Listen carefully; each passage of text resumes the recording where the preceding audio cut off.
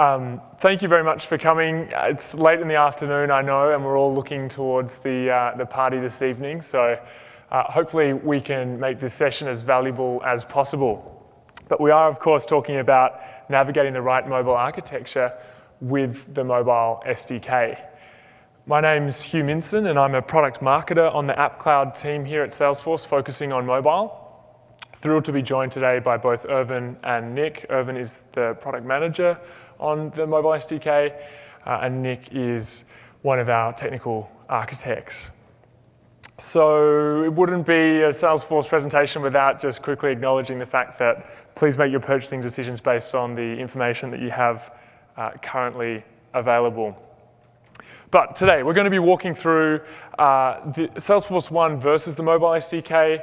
We're going to touch on the three classic mobile architectures around native, hybrid, and HTML5. Irvin's going to wrap that all up with some advice, given all the pros and cons for the various types of architectures. We're then going to jump into a demo that Nick has prepared, working off a real use case and an app using the SDK. And please think of any questions that you have throughout this session. And at the end, we'll do our best not only to direct you to further resources, but answer those questions. So to start with, you think about the Salesforce mobile offering, and really Salesforce One is at the center of that. This really is our marquee application that is the gateway for you to access enterprise mobility. So everything that you do with Salesforce One is obviously targeted at all your employees that you have. It's an employee-focused app. Everything that you have customized in your Salesforce org will surface in that app, and it will also be accessible across any device. Salesforce One is a fantastic tool for driving enterprise-wide productivity, but there are often questions of, when should you go beyond Salesforce One? What if you're looking to build apps not just for your employees, but you want apps for your customers or you want apps for your partners? What if you want a highly bespoke application where you have complete control over the user experience and the design of that application? What if you want to access more of the device features, things like the barcode scanner? And what if you like the offline capabilities of Salesforce One, but you want even broader offline capabilities? And what if, after all this, you still want to access your Salesforce data? Well, this is where we ask you to turn to the mobile SDK. SDK is really the key to building these custom applications that unleash all the data you have inside Salesforce. So you can make your apps really secure, leveraging all of our identity and MDM support. You can boost those offline capabilities through Smart Sync and Smart Store. You can create those highly engaging customer or user experiences, I should say, leveraging things like push notifications and making highly responsive apps. And you can access data fast. So everything that on the Salesforce platform was all about being an open ecosystem, leveraging all of our APIs on force.com. I think one thing we want to get across is that the Salesforce Mobile SDK is really at the key of at the center of our mobile offering. So we use Salesforce One, the Salesforce Mobile SDK with the Salesforce One app. It's built using the SDK. Not only is Salesforce One built using the SDK, though, so is our administrator app, so is our events app, Wave Analytics. We have App Exchange partners using the SDK, our Service Cloud snap-ins. And of course, you can leverage this exact same SDK as well. So just want to reiterate there that this isn't just a pet project. The mobile SDK really is at the center of our mobile offering. So when it comes to building those custom applications using the mobile SDK, the next question is obviously going to be, okay, well, what's the best architecture for building my custom application? And to help me answer that question now and dive into the three main architectures, I'd like to invite Irvin to the stage. Cool. Thank you. Hi, my name is Irvin. I'm the product manager for the mobile SDK. So if the clicker works, thank you. So there are three architecture options that you have available: native, hybrid, and HTML5. We'll walk through all three of them, look at all the pros and the cons across it, And we'll give our recommendations in terms of what basically fits and which is the right one. Let's dive in with native. So a native app or a native architecture is essentially something that feels like as a part of OS. And if you look at it, both Google and Apple have made lots of research. They've done a lot of work in terms of coming up with guidelines in terms of UI. How should your components look like? They've given these guidelines. They go beyond in terms of, like, this should be the color, this should be transparency. And they've made these UI components available to you. Why do you want to use them, right? I mean, if you think about it, when you go across from app A to app B, you don't want to basically have the user relearn the same things over and over again. If they know how to use a list, they know how to use a list, whether it's your app or any other app. And it feels very, like, the whole idea is reduce the user friction. Don't have them go through new learnings unnecessarily. That is not what you want your users to be struggling with. So if you were to decide, if you were to go and say build a iOS native app, your IDE is going to be Xcode. You would be coding in Objective-C and Swift or Swift. You would also be testing using Xcode. And the reason why you want to use Xcode is it gives you full device access. So when you are building a native app, you have access to the whole device capabilities, all the sensors, all the contact books, any other things that they have, like any app that you can think of building with the richest experience, you can do that in native. And you don't have to worry about the app performance, because when you do it in native, you get the best app performance that is possible. In terms of data, you'll be storing your data in using either SQLite or core data on iOS. The OS itself does encryption and will secure your data. And if you use some of the other capabilities, like, for example, we'll talk more about like the Smart Store, which is one of the capabilities that we provide in the mobile SDK. We also encrypt your data again. So you can be rest assured that your customer data is secure. You'll also be testing using Xcode. So Xcode comes with a simulator. You can run your application, you'll compile it, you'll run it on a simulator, and you can get through most of the testing through that. However, you don't want to just rely on simulator, especially when it comes to accessing keychains. If you're doing anything with keychains and sharing data across multiple apps, we know that Xcode simulator does not mimic the real device, and there have been issues around it. And then you are producing an app, and you'll be distributing that through the Apple's App Store. There is an issue, like one of the other things you need to think about is how are your customers going to be made aware of that this app exists over there, that they should go and download. It needs a little bit of a thought. It needs a little bit of kind of pushing the message out. You could do it through your web page, and you can basically market through there, or you could do other things. You could follow other marketing channels as well. Apple also goes through an approval process. So every time you upload your app, Apple will review it, will make sure it conforms to their guidelines. They may even reject your app and say, hey, these things need to be changed before you can publish it. And you will have to change them and go through that. The app approval process takes anywhere from between a couple of hours, that's what they're promising now, to maybe a couple of days. So you have to account for that time frame as well when you're deploying your native app. And one of the big limitations for developing for iPhone or iOS is you will need a Mac. Xcode does not exist for Windows. And that's how Apple has made that decision, and they're kind of sticking with it. Let's look at Android. So first of all, Android you could develop on both Windows or Mac, so you don't have that limitation. And you would be developing your Android app using Java. And very recently, if you were following the Google I/O earlier this year, they kind of announced Kotlin. And so those are your two choices. Just like the iOS side, you get access to full device. You can build the richest experience that you can imagine. And your performance of the app is going to be the best it can get. Again, on the data storage side, it will be secured by the OS itself. The OS does its own encryption. And this might feel very repetitive than the previous slide, but it is by design in a way. Because when both Apple and Google looked at developer needs, they said, oh, wow, these are the common themes that all the developers need, and they've kind of solved for the same problem. But their tools are different. They go Android Studio and Xcode, and they've kind of gone that there have been some differences in that sense. Distribution is, again, similar. It's just instead of Apple's App Store, you go through Google Play. And Google does not review your app. They basically let you push out. One of the other advantages, or one of the other things that I think I personally like about Google's capability and the Google Store is you can phase your updates and rollouts. So let's say you have an app available to the market. It's downloaded by 1 million users, and you push an update.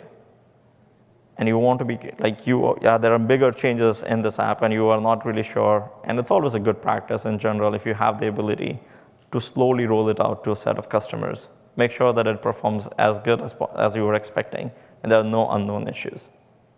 Once you are satisfied with that, then you can basically continue to ramp it up and push it out to all other users. So with native, you are creating an app for iOS and an app for Android, and you cannot basically use the same thing across the two.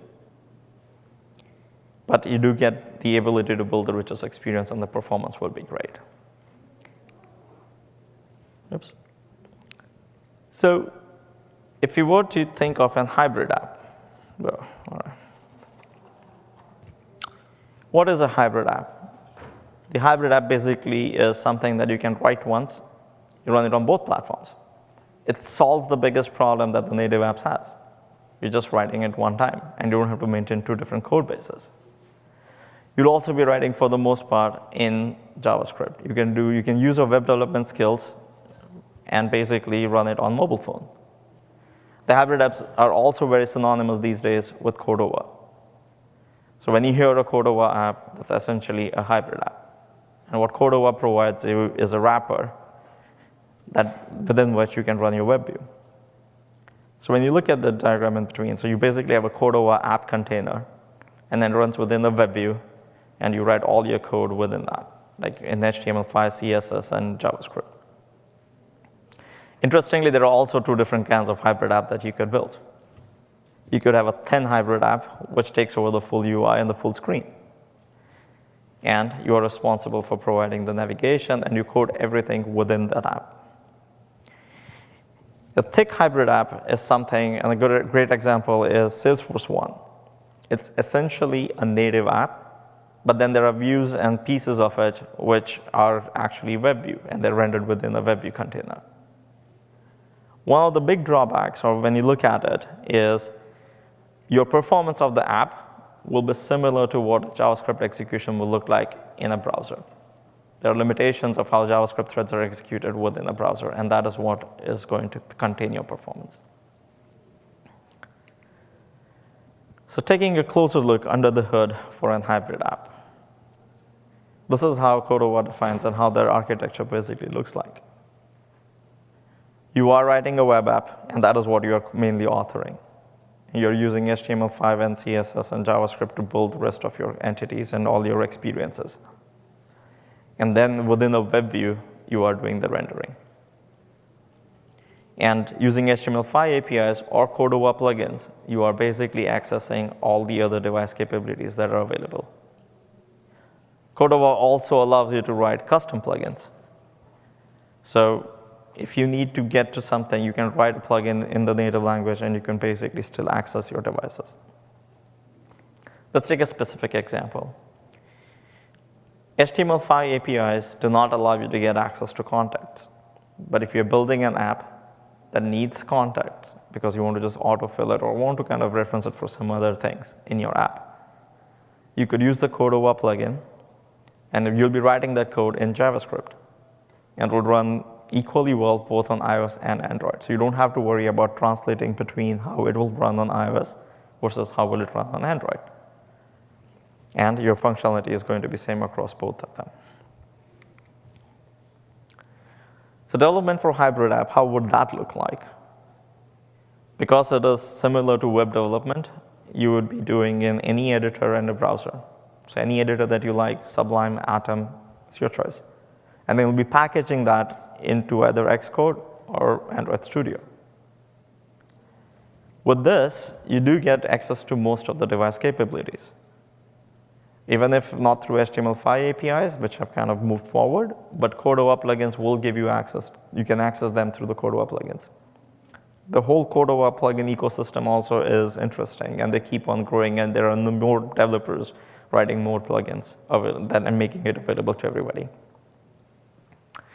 The big advantage, again, continues to be you have writing one app that runs on all platforms.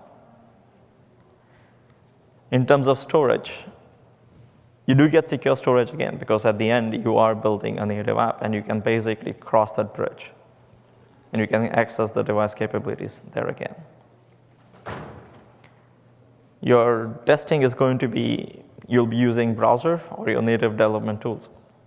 You'll have to kind of go back and forth between the web code, the web page, for the web app that you wrote, and between the native side for any plugin debugging that you need to do.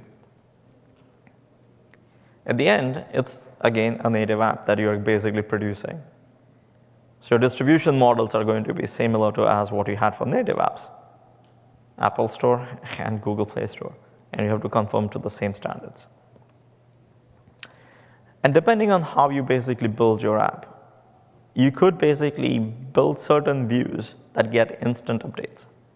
So if in your app you are referencing HTML or CSS that is hosted on a web host, you could basically just reference it, and every time you update it, it will be updated. So they don't have to go through an app update process as such.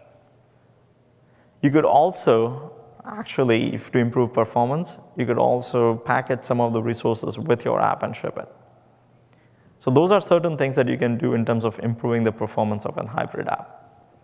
But in general, they tend to give poorer performance when compared to native. That is where React Native actually comes in.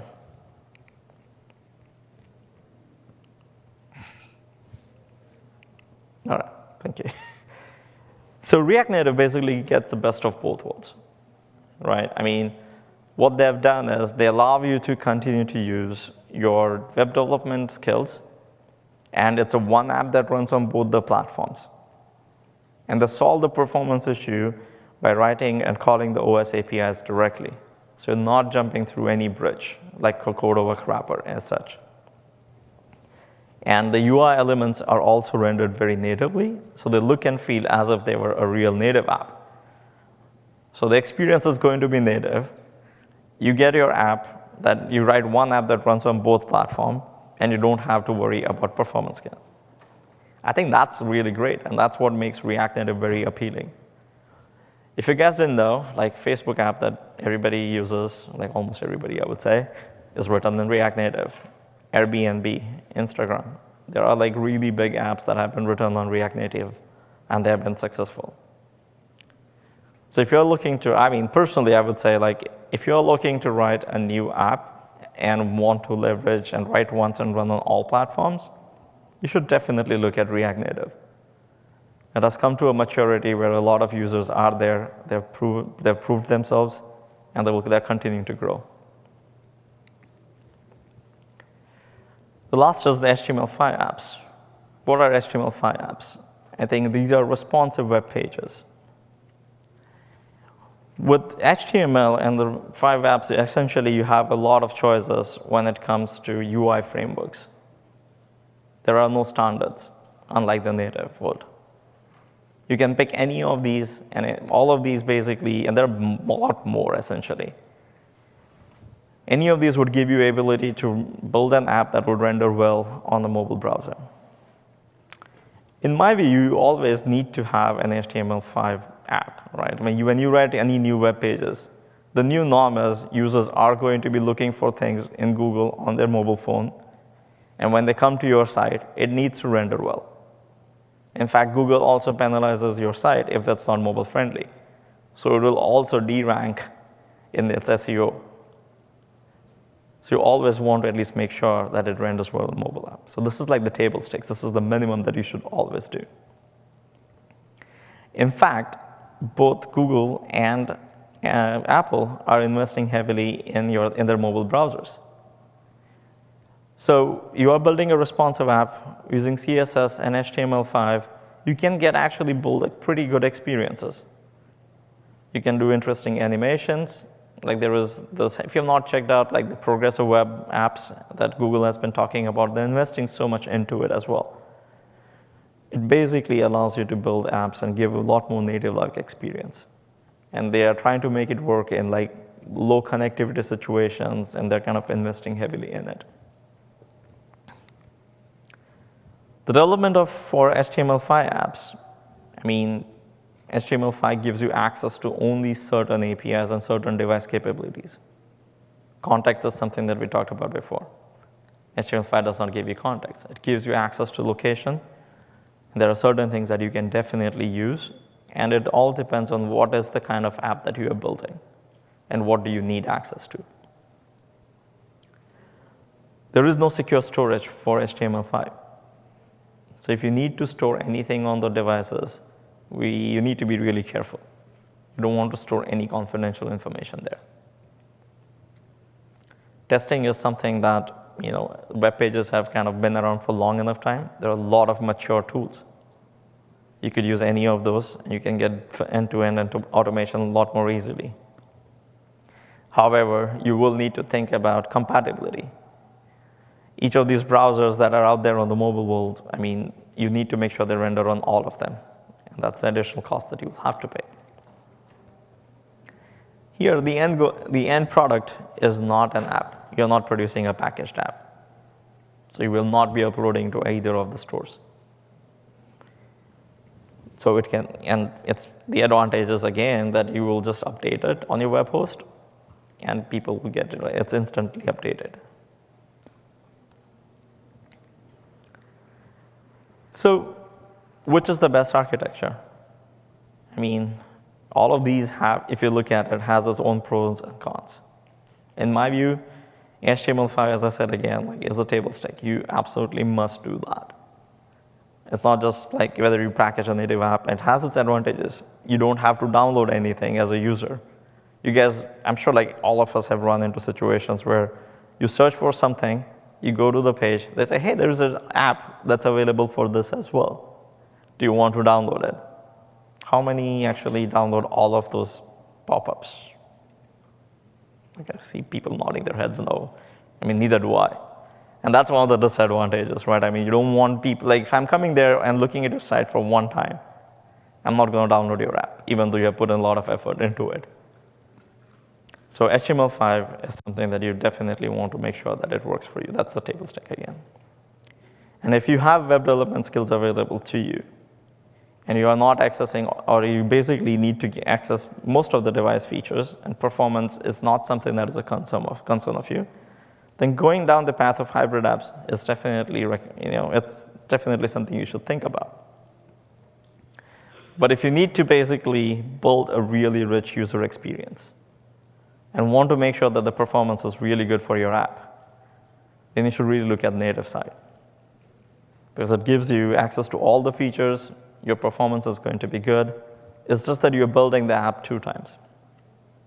And if building the app 2 times is not something that you are excited about, or doesn't get you excited about, and you want the performance, then React Native is your solution. That's why I kind of put React Native somewhere in the between. I couldn't really figure out whether it's hybrid or React Native because it has advantages of the native side, and you're still building a web app.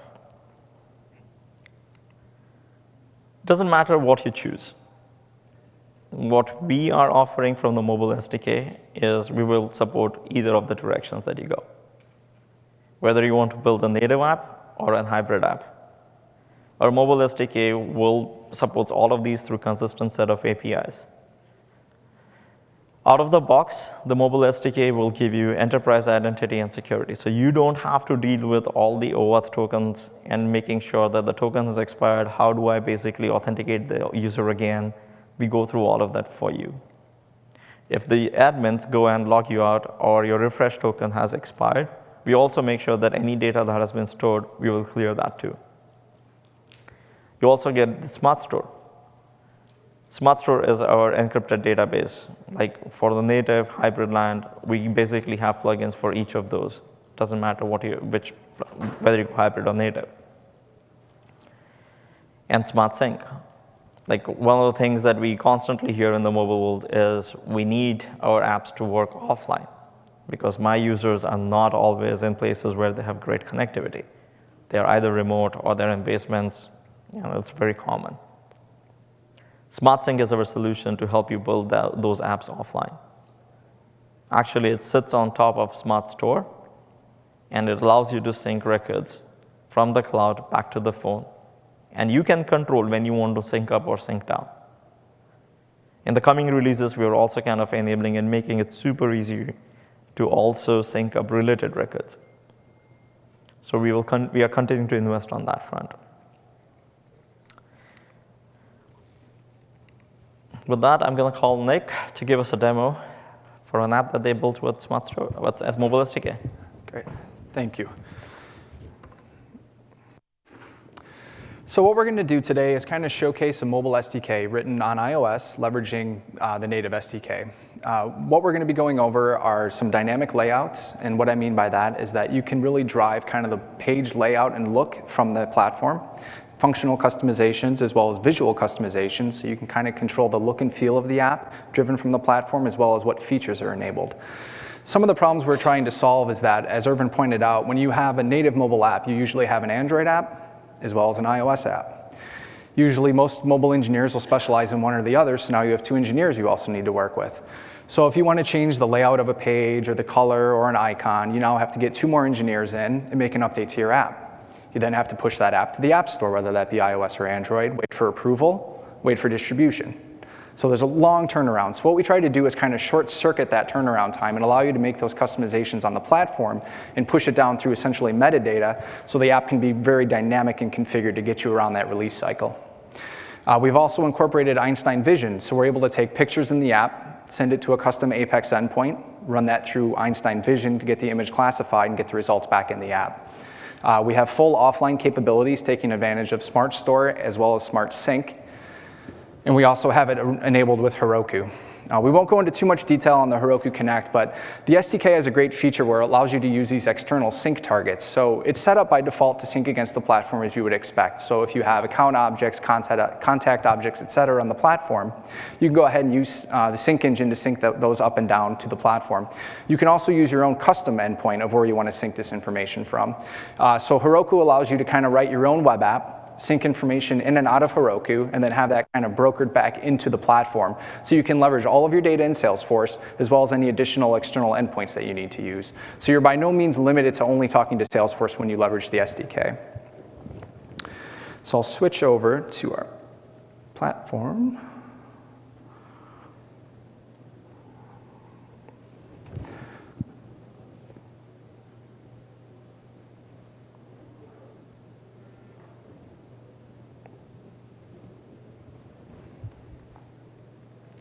And we'll get this, shows good, okay, great.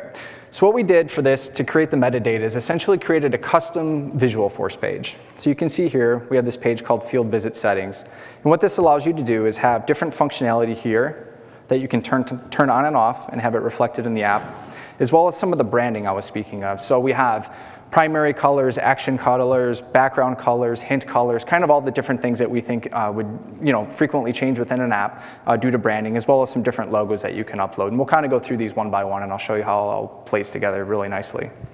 So to start with, we'll start by turning off some functionality. So sometimes we reuse apps essentially, or frameworks of apps. So if you're a big beer manufacturer and you have a couple different distributors that you want to send a mobile app out to that they can use and take pictures of end caps to make sure the beer is displayed properly, right? I might have a few different distributors, distributor A and distributor B. You might have different branding, different logos, different features that you want to use based on what you want. So we can basically turn features on and off depending on use case, and we can even go down to the profile level. So if I'm an admin, I might have some extra features than Joe Distributor, who's only a basic employee and can only do basic things and not maybe see account details or how much money's on the line. So I can go ahead and turn off a feature such as like the map. I'm sorry, this is going to keep shutting off.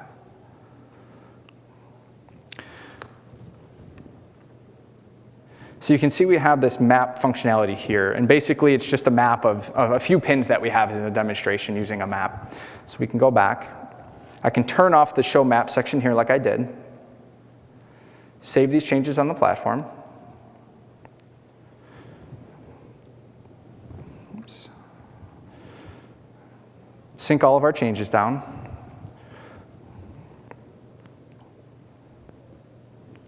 Pray for good internet. And then when we go back, we can see that that maps functionality is now no longer enabled in this app, right? So this really allows kind of almost an MDM.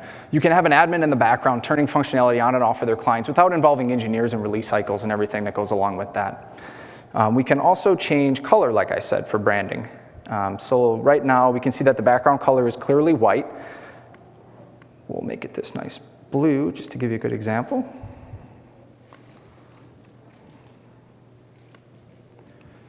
Save that to the platform. And we can sync that change down as well. And as you can see now, the background is blue. So this really allows us to really change what we're looking at on the app driven from the platform without involving any custom code at all. We can also change logos. So maybe your app is not a Salesforce app, so we'll go ahead and upload a different logo here.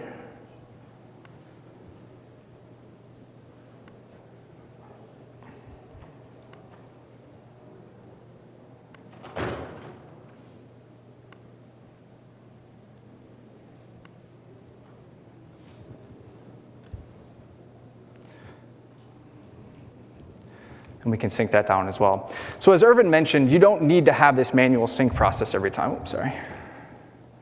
This manual sync process every time. You can see the logo no longer Salesforce is now Trailhead. So if you had your own company logo, you could insert that in there as well, or change it per user again. Any type of data that you want to key off of, we can key off of to make the app look as it needs to look per user.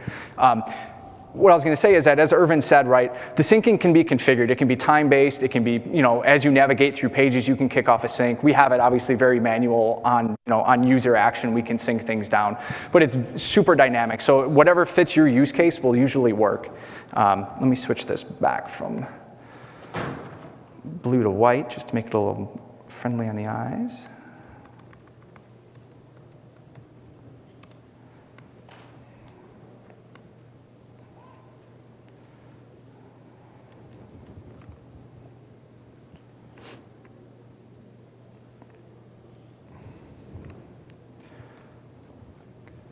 Some of the other things that you can drive, like I'd said, was the layouts. That is not rendered well. So if we go into accounts, you can see this is pulling the account data out of the org, as you would expect on the phone here. So this is our list of accounts that we have tied to the org. If we go into kind of the detailed view of what the account looks like, you can see we have account name, record type ID, account number, DUNS number, right? And where that's coming from is the platform, right? So every page can have a page layout that's backed behind it. So you can see we have account name, account record type, account number, DUNS number, right? This is just the same view. As an admin, let's say that we no longer want to see the DUNS number, right? We can go ahead, remove the DUNS number and save it. Save the layout, and this is our field visit account layout. Verify that it's there.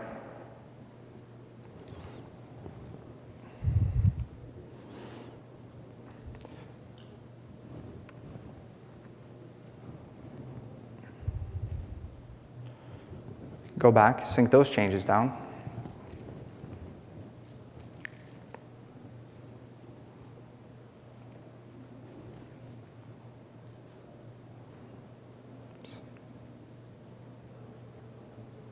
And you can see the DUNS number is no longer there. So we're really able to drive pretty much all of the look and feel of the app from the power of the platform using clicks instead of code, getting you around those testing cycles, release management, everything that goes along with that. That's kind of a headache, right? Writing it one way for Android, one way for iOS. We really bridge all of those gaps by just leveraging the open SDK that we have available in standard platform things, no add-ons, nothing fancy. And I can also show a quick example of the Einstein Vision capabilities. So if we go into an account, we have a few different visits that are tied to the account. We can go into, let's say, this Trailhead DX visit. And we can take a photo. And we'll just take a photo of the keyboard here.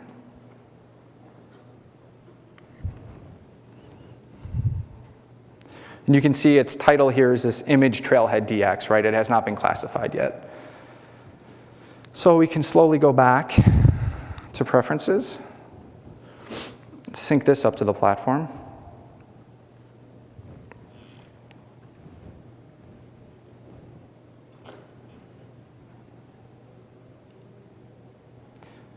And we got the space bar out of it, is what Einstein thinks I was trying to take a picture of. So we're trying to get the full keyboard. But you can see it's updated the title to space bar, right? So we're able to send these up. So use cases for this, right? So if you can imagine that you're maybe a large agricultural company, right, who sells seeds to farmers, right, was one of the use cases that we initially built this for. And you're out in the middle of the field, right? You do not have internet connectivity all the time. We're able to take these things, go to your account, go to your daily list of visits, make your rounds, take pictures of something like maybe fungus on a leaf, right? Or maybe an infestation of a certain pest in your crop. Take that, send that into the platform as soon as you get connectivity again, have Einstein do all the processing and figure out that it's powdery mildew or you have ants or aphids or something that's eating your crop, right? And then create cases in the background off a standard trigger, right? So we can really cut the process down of having someone go out, someone specialized enough to actually understand what's going on. We can kind of push that intelligence into the platform using Einstein and then get that classified. So you say, okay, great, my corn has a fungus on it. I need to get an agronomist out here to get something applied to take care of my corn. I need to create a case, right? I need to get this all scheduled. We can do this all dynamically now using the platform, using Einstein, and any triggers that go along with it.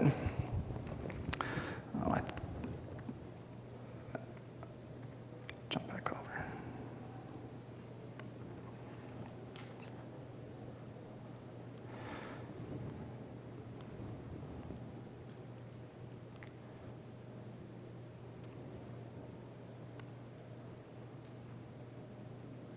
Oh no, help.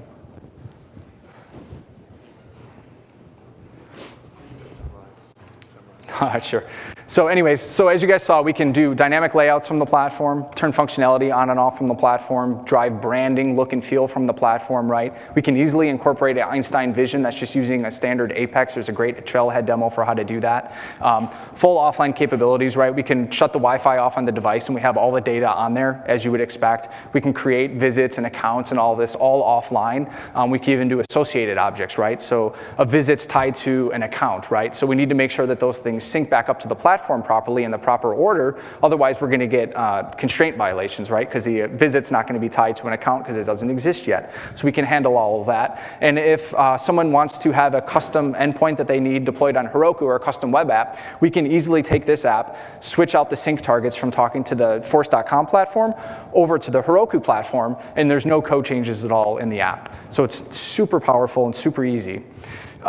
To kind of help you guys on your mobile SDK journey, we have a lot of great material out there. There's a trailhead that talks about mobile overall, which there's a module for each architecture that Irvin went over, as well as really specifying how to use the sync engine as well as Smart Store.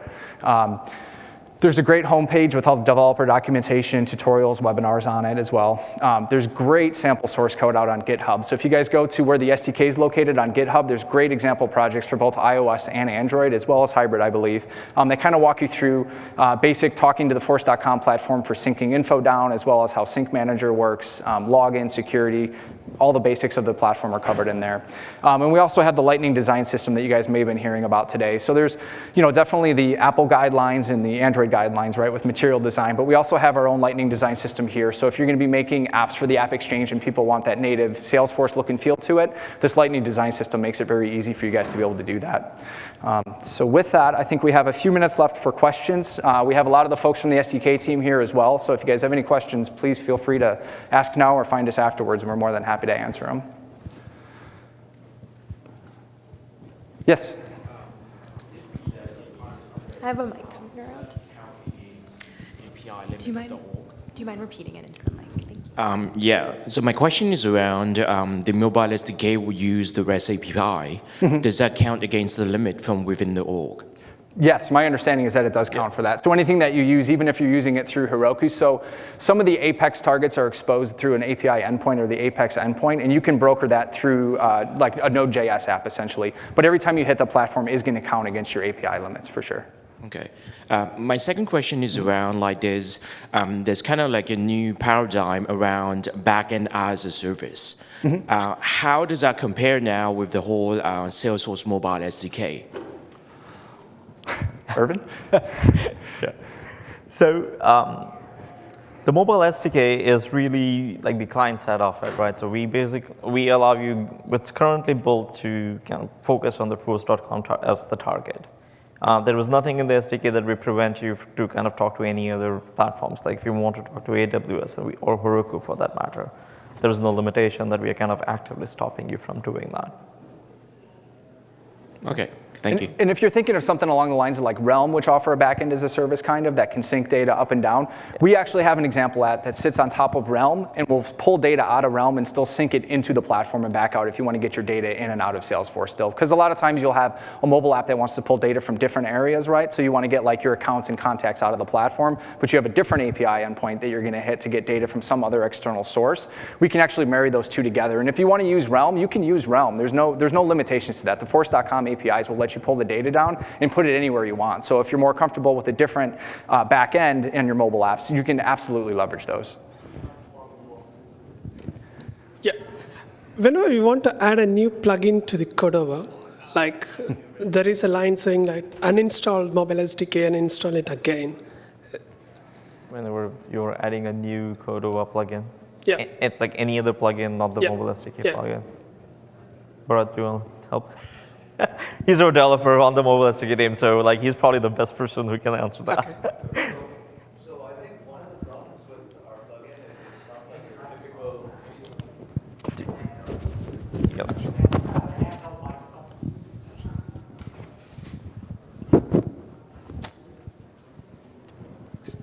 So I think one of the problems is that our plugin is not like your typical Cordova plugin. It's much more intrusive. We've been working closely with Cordova on trying to make it more seamless, but at the moment we have some post-install steps that are required to be run, which is why we ask that you uninstall the plugin and then add it so that those hooks get run after the plugin's added. So hopefully in the future this will be more seamless. I think this is on Android, right, specifically? Even on iOS, that's it. Even on iOS? Well, on iOS you shouldn't require it anymore.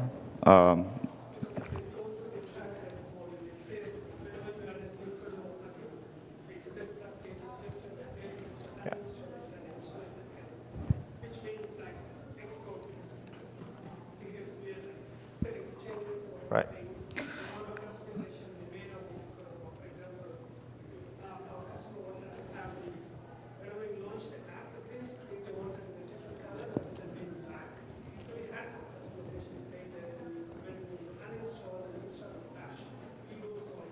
Right. Yeah, we're working on making that better.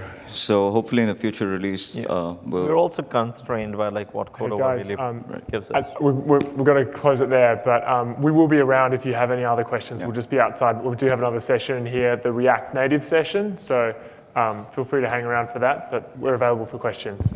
Thank you very much.